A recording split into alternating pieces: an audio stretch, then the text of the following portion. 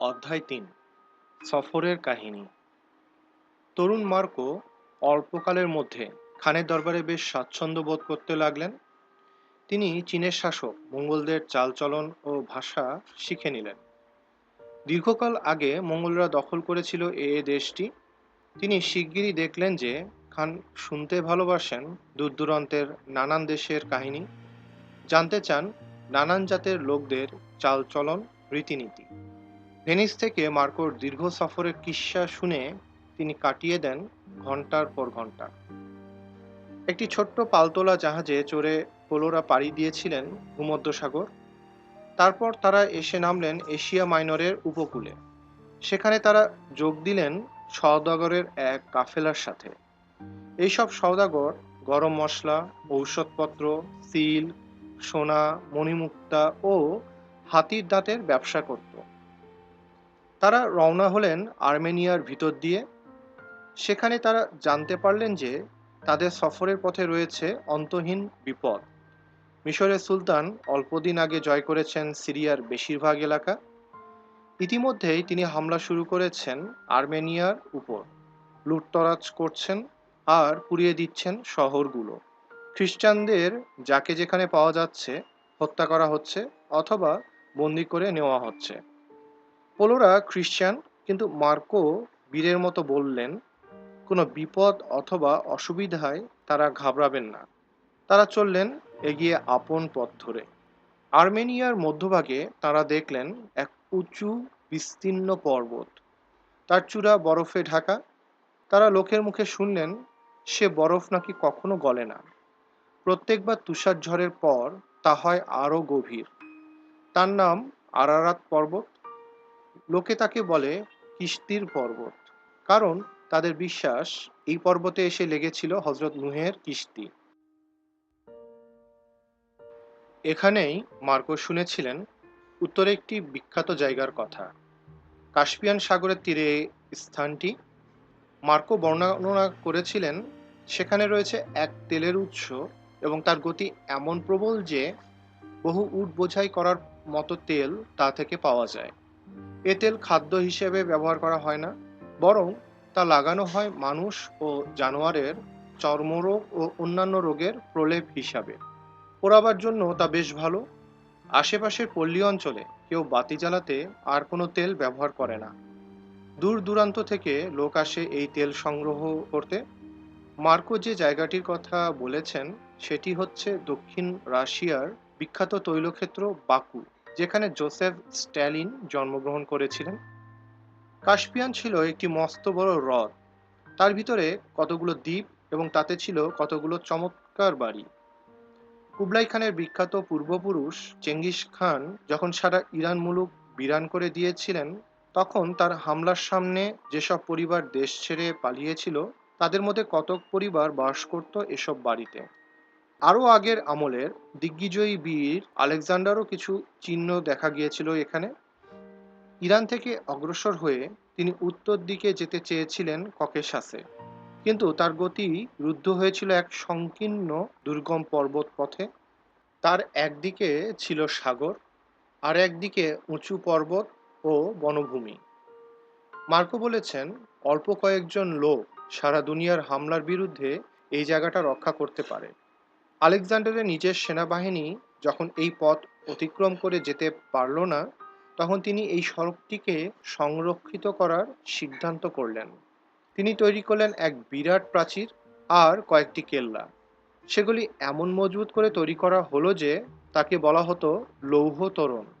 কিন্তু মার্কো নিজে এসব জায়গায় যেতে পারেননি।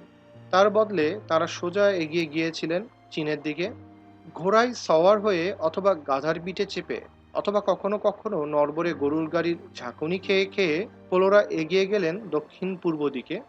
রাতের বেলা তারা তাঁবু ফেলতেন এমন জায়গায় যেখানে পানি পাওয়া যায়, কোনো মরুদ্যানে অথবা নদী বা হ্রদের কিনারায়। কখনো কখনো তারা নদীর বুকে একটি নৌকায় চেপে স্রোতের টানে নেমে যেতেন বহু দূর পর্যন্ত। তারা দেখলেন যে ইরান পুরাকাল থেকে ছিল এক বিশাল দেশ, কিন্তু তার বেশিরভাগ ধ্বংস হয়ে গেছে মঙ্গল হামলায়। সাবেহ নামক একটি জায়গায় গিয়ে মার্কো জানলেন যে এখানকার তিনজন জ্ঞানী লোক বেথলহেমে এসেছিলেন শিশু যীশু খ্রিস্টের প্রতি শ্রদ্ধা নিবেদন করতে। তাদের নাম ছিল বলদাসার, ক্যাসপার ও মেলশিয়ার। তাদেরকে একসাথে কবর দেওয়া হয়েছিল সাবেতে, একটি সুন্দর সমাধি ভবনে। এবং তখন তারা তিনজনই ছিলেন পুরো দাড়ি চুলওয়ালা। মার্কো তাদের কথা জিজ্ঞেস করেছিলেন অনেকের কাছে। পুরাকালে তাদেরকে কবর দেওয়া হয়েছিল, এর বেশি বলতে পারেনি কেউ কিছু। সেখান থেকে 3 দিন সফর করে মার্কো গিয়ে পৌঁছলেন আগুন পূজারীদের কেল্লায়। আগুন পূজারীরা তাকে বলেছিল যে অনেক কাল আগে তাদের দেশে 3জন রাজা গিয়েছিলেন কোনো এক নবজাতক রাজাকে শ্রদ্ধা নিবেদন করতে।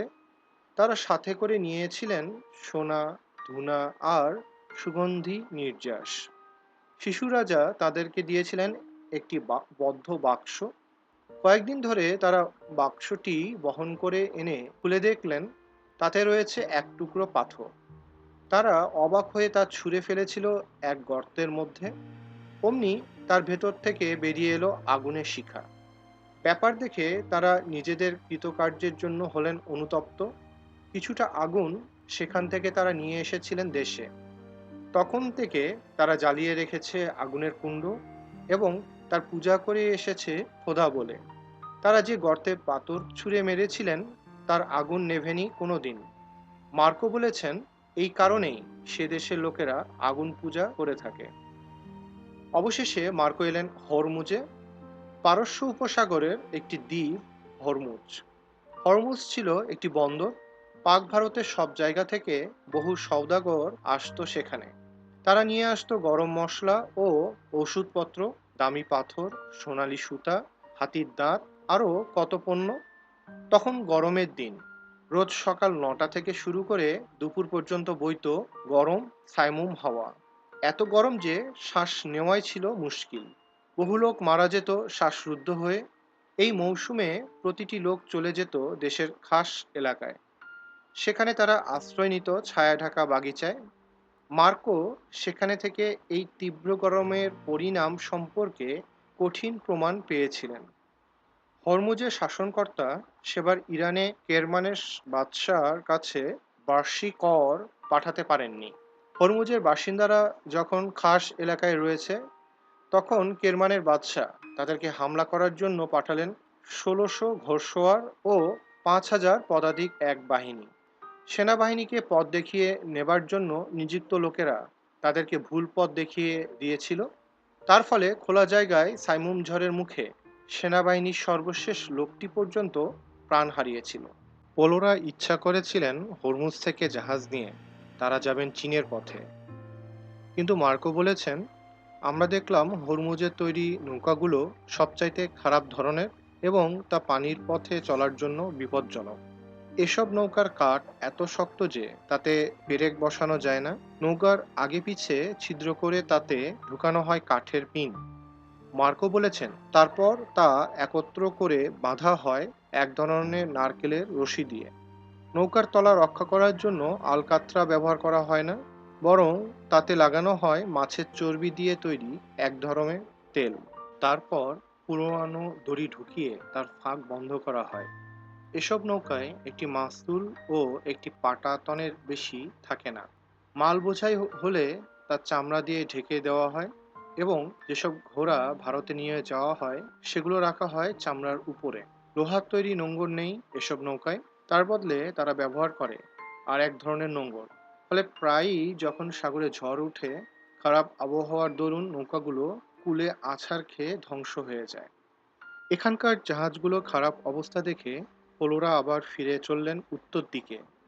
তারা স্থির করলেন চীন পর্যন্ত সারাটা পথ তারা যাবেন পায়ে হেঁটে। তাদের পথের প্রথম সংকট এলো কেরমানের ভয়ঙ্কর লোনা মরুভূমি পাড়ি দেওয়ায়।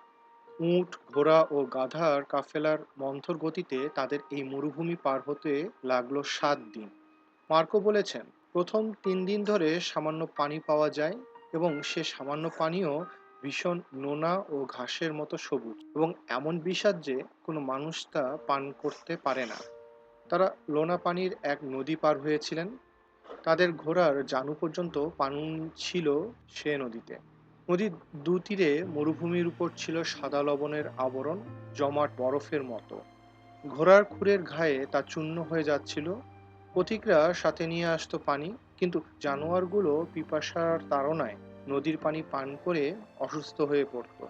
সম্পূর্ণ এলাকাটি ছিল নিরস, জনমানবহীন। 3 দিনের মধ্যে কোথাও দেখা যায়নি একটি বাড়ি, কোথাও দেখা যায়নি কোনো জানোয়ার, কারণ জানোয়ারের খোরাক নেই কোথাও। চতুর্থ দিনে তারা এলেন এক নদীর কাছে। তাতে পরিষ্কার পানি। এ নদীর স্রোতধারা বয়ে গেছে বেশিরভাগ মাটির নিচ দিয়ে। এখানে সেখানে স্রোতের বেগে নদীর ধারা বেরিয়ে এসেছে জমিনের উপর দিয়ে। সেখানে মানুষ ও জানোয়ারের জন্য রয়েছে প্রচুর প্রাণী। সফর ক্লান্ত মুসাফিররা আরো 3 দিন ধরে মরুভূমির সাথে লড়াই শুরু করবার আগে বিশ্রাম নেওয়ার জন্য থেমে পড়লেন এই নদীর কাছে। এটাই তাদের শেষ মরুভূমি নয়, কিন্তু এখান থেকে উত্তর পূর্ব দিকে সফর করে তারা কোথাও কোথাও পেলেন সুদৃশ্য ও উর্বর সমতল ভূমি। কোথাও পাঁচিল ঘেরা শহরে কর্মব্যস্ত বাজার, আবার কোথাও পাহাড়ের উপর বিরাট দুর্গ। তারা পার হলেন বিরাট সমতল ভূমি। মার্কো সেখানকার লোকের কাছে শুনলেন যে এক তুমুল যুদ্ধ হয়েছিল ম্যাসিডোনিয়ার রাজা আলেকজান্ডার ও ইরানের বাদশাহ দারার মধ্যে। কিন্তু মার্কোর সন্ধানী চোখের নজরে বেশি করে পড়েছিল এক শুকনো ফলহীন গাছ। মার্কো বেশ যত্ন করে তার একটা বর্ণনা রেখে দিয়েছিলেন। এটি হচ্ছে এক প্রকাণ্ড গুড়ি বিশিষ্ট উঁচু গাছ। এর পাতাগুলো উপর দিকে সবুজ আর নিচের দিকে সাদা। বাদামের খোসার মতো খোসা হয় এ গাছে, কিন্তু কোনো ফল জন্মে না। এর কাঠ হচ্ছে নিরেট শক্ত হলদে রঙের। এর একদিকে ছাড়া অন্যদিকে 100 মাইলের মধ্যে আর কোনো জাতের গাছ নেই। সেই একটি দিকে প্রায় 10 মাইল পর্যন্ত নানা জাতের গাছ দেখা যায়। তারা ইরান ছেড়ে এগিয়ে গেলেন বর্তমান আফগানিস্তানের দিকে। এখানে তারা একটি শহরের ভিতর দিয়ে গিয়েছিলেন। তার বর্ণনায় মার্কো বলেছেন, এখানে দুনিয়ার সেরা তরমুজ জন্মে, আর সেগুলি মধুর মতো মিষ্টি। এরপরে পোলোরা এলেন বাল্খে। বাল্খ এক বিরাট গৌরবদীপ্ত শহর। তাকে বলা হয় উম্মুল বেলাদ। যে কুবলাই খানের সাথে তারা সাক্ষাৎ করতে চলেছেন, তার প্রবল প্রতাপশালী পূর্বপুরুষ চেঙ্গিস খানের সেনাবাহিনী পূর্ব দিক থেকে এসে যে হামলা চালিয়েছিল, তার চিহ্ন এখানে দেখতে পেয়েছিলেন মার্কো। মার্কো বলেছেন, এখনো এখানে দেখা যায় শ্বেত পাথরের তৈরি বহু প্রাসাদ, বিস্তীর্ণ চতুষ্কোণ উদ্যান, যদিও তার সবই একরকম আধা বিধ্বস্ত। বাসিন্দাদের কাছ থেকে জানা যায় যে এই শহরেই আলেকজান্ডার বিয়ে করেছিলেন বাদশাহ দারার কন্যাকে। মার্কো বহু রকমের জীব জানোয়ার, পাখি ও মাছের বিবরণ নিয়েছিলেন তার সফর পথে। কিসম নামে এক জায়গায় তিনি আবিষ্কার করেছিলেন সজারু। খুব সম্ভব তার বিবরণ থেকেই হয়েছিল এক কাহিনীর শুরু, যা এখনও বহু লোক বিশ্বাস করে। তিনি বলেছেন, শিকারীরা যখন কুকুর লেলিয়ে দেয় তাদের দিকে, তখন তারা গুটিসুটি দিয়ে থাকে এবং ভীষণ হিংস্রভাবে তাদের চামড়ায় লাগানো কাঁটাগুলো ছুঁড়ে মানুষ ও কুকুর সবাইকেই জখম করে। এই দীর্ঘ সফরের পথে মার্কোর একটি আবিষ্কার সত্যি সত্যি ঐতিহাসিক। তাদের কাফেলা সমতল ভূমি ছাড়িয়ে উঠতে শুরু করেছিল উত্তর পূর্বের পাহাড়ি পথে। মার্কো বলেছেন, পর্বতের পর পর্বত আরোহণ করে অবশেষে এমন এক জায়গায় এসে পৌঁছতে হয় যেখানে এসে মনে হবে তার চারদিকের পর্বতচূড়াগুলো দুনিয়ার মধ্যে সবচাইতে উঁচু। এখানে দুই পর্বতশ্রেণীর মাঝখানে দেখা যায় এক বিশাল হ্রদ। তা থেকে বয়ে চলেছে এক সুদৃশ্য নদী বিস্তীর্ণ সমতলের উপর দিয়ে। তার চারদিক ঘেরা অপূর্ব সুন্দর সবুজের সমারোহ। কৃষতম গরু মহিষকে এখানে ছেড়ে দিলে 10 দিনের মধ্যে সে মোটা তাজা হয়ে যায়। 12 দিনের লাগে পার হয়ে যেতে এই উঁচু সমতল ভূমি। এর নাম দেওয়া হয়েছে পামির।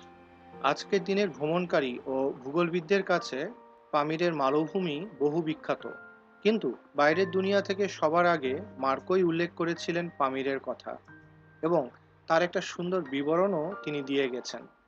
পর্বতগুলো এত উঁচু যে তাদের শৃঙ্গের কাছে কোনো পাখি দেখা যায় না। এই বর্ণনা দিয়ে মার্কো বলেছেন যে নিম্নতর স্থানগুলোতে আগুন যেমন তাপ দেয়, অথবা তার তাপে যত সহজে খাদ্যদ্রব্য রান্না করা যায়, এখানে তা হয় না। ভেনিসের নাবিকদের এবং সাগর উপকূলের বাসিন্দা খানের কাছে এটা একটা বিচিত্র ব্যাপারই বটে। পামিরে মার্কো একটি অসাধারণ জিনিস আবিষ্কার করেছিলেন। তিনি বলেছেন, পামিরের সমতল ভূমিতে রয়েছে বহু রকমের বুনো জানোয়ার। বিশেষ করে এখানে পাওয়া যায় বিরাট আকারের এক জাতীয় মেষ। তাদের মাথায় খুব বড় বড় শিং। রাখালরা এইসব শিং দিয়ে তৈরি করে হাতা ও খাবার জিনিস রাখবার পাত্র। নেকড়ে বাঘের হামলা থেকে তাদের গরু বাছুরকে বাঁচাবার জন্য তারা এই শিং দিয়েই তৈরি করে বেড়া। মেষের শিং ও হাড় এখানে পাওয়া যায় প্রচুর পরিমাণে। যে মৌসুমে বরফ পড়ে পথঘাট ঢেকে যায়, তখন পথচারীদের পথ নির্দেশ করার জন্য পথের পাশে পাশে এমনি মেষের শিংয়ের স্তূপ করে রাখা হয়। এইসব প্রকাণ্ড শিংওয়ালা মেষের যে কাহিনী তিনি লিখে গেছেন, তা এমন হৃদয়গ্রাহী এবং ইউরোপীয়দের কাছে তা এত নতুন যে পরবর্তীকালে বিশেষজ্ঞগণ জানোয়ারের শ্রেণীবিভাগ করতে গিয়ে এই জাতীয় মেষের লাতিন ভাষায় নাম দিয়েছেন ওভিস পোলি বা পোলোর মেষ। মার্কো সবার আগে যে বাঁকা শিংওয়ালা বিরাটাকার মেষের বর্ণনা দিয়ে গেছেন, তারই সন্ধানে কত বিখ্যাত শিকারী অভিযান করেছেন